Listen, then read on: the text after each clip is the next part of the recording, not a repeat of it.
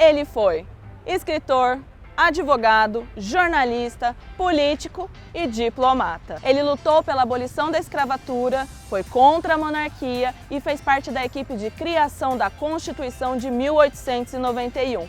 E também é tetravô da Ruivinha, Marina Rui Barbosa. E hoje nós vamos falar de um dos personagens da história brasileira que é homenageado em ruas, praças, vias do país inteiro. Então fique com a gente para conhecer um pouco mais sobre Rui Barbosa.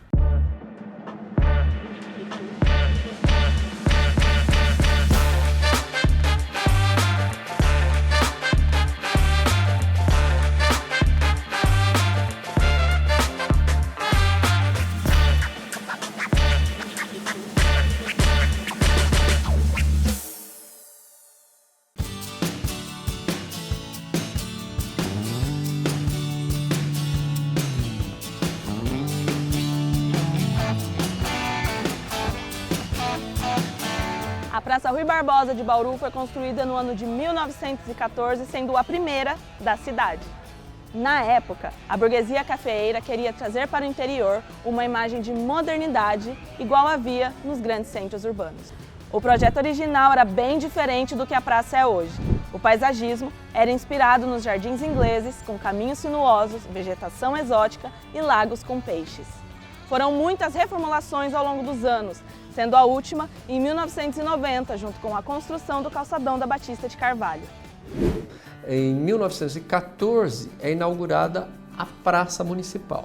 E como era essa Praça Municipal? Como a maioria das praças da virada do século. Tinha uma característica republicana, era um espaço que não estava voltado necessariamente à igreja, era um espaço laico, efetivamente, era um espaço para footing, né, para as pessoas namorarem, para ouvir a banda.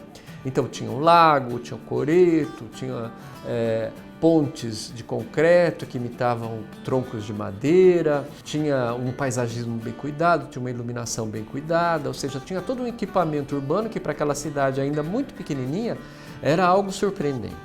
Nesse momento, a praça ainda continua sofrendo algumas pequenas transformações, mas relativamente delicadas, mudanças de piso, de luminárias, de bancos. Agora, a reforma mais drástica e que, de certa forma, elimina boa parte dos vestígios dessa praça inaugurada em 1914 é a que ocorre no início dos anos 1990. O único elemento que foi mantido da praça original foi o coreto, né, porque ele era tombado, então ele se manteve lá, felizmente, mas os lagos desapareceram, os canteiros originais, as pontes, né? Então a praça, infelizmente, perdeu sua característica original. Hoje você tem uma praça que é muito mais de cruzamento, não é? Tem uso muito popular na praça, ela perdeu muito da sua vitalidade original.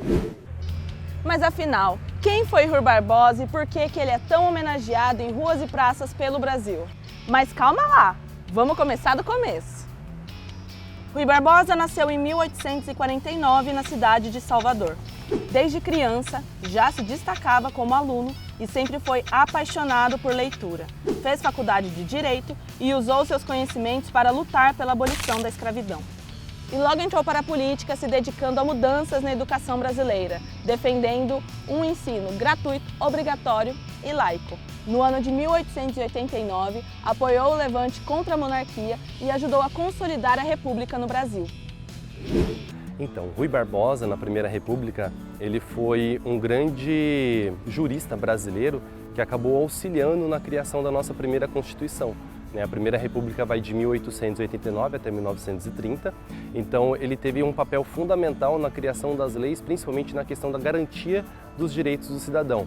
Ele também trabalhava muito na questão cívica, na libertação dos escravos, né? Então em 1888 ele teve uma participação muito grande no processo da Constituição da Carta Magna, na libertação dos escravos.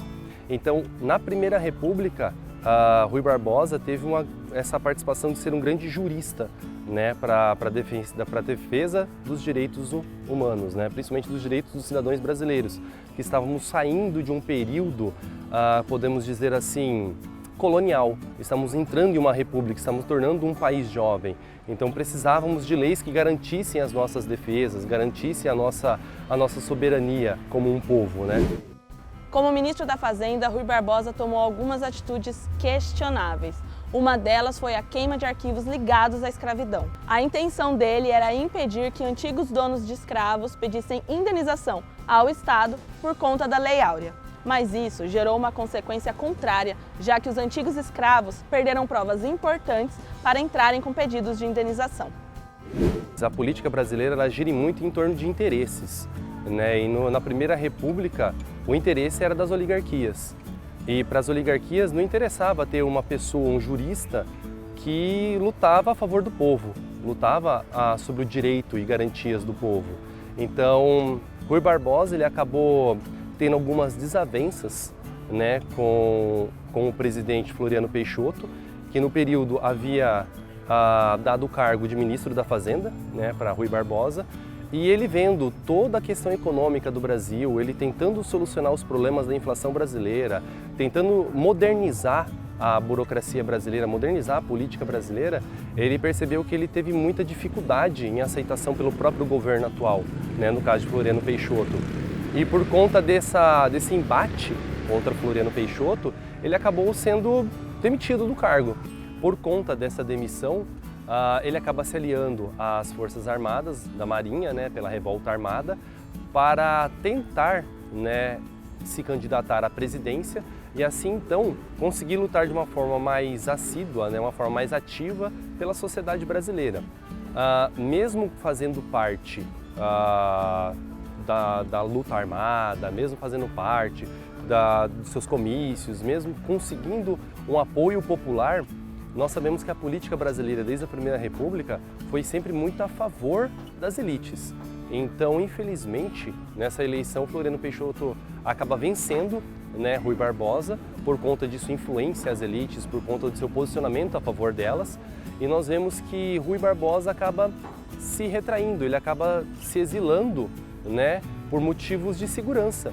Ele acaba se exilando para Portugal com medo de perseguições políticas, né, por ter perdido as eleições e pela sua visão ser completamente contra Floriano Peixoto. Mas mesmo exilado, ele mantém esse contato vivo, né, esse contato político, essa crítica social em cima da política de Floriano Peixoto, através do jornalismo mesmo, divulgando cartas para os jornalistas com as suas ideias, com as suas opiniões, dessa forma não se mantendo tão afastado, né, do mundo da política brasileira da Primeira República, né?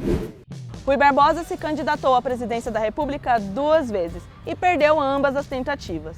Mas, em compensação, foi membro fundador da Academia Brasileira de Letras e presidente do órgão do ano de 1908 a 1919.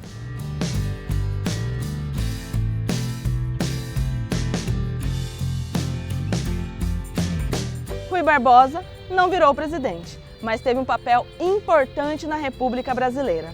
Seu nome será sempre lembrado pelas conquistas políticas e também culturais e ficará marcado para sempre nos logradouros brasileiros dos lugares por onde você passa.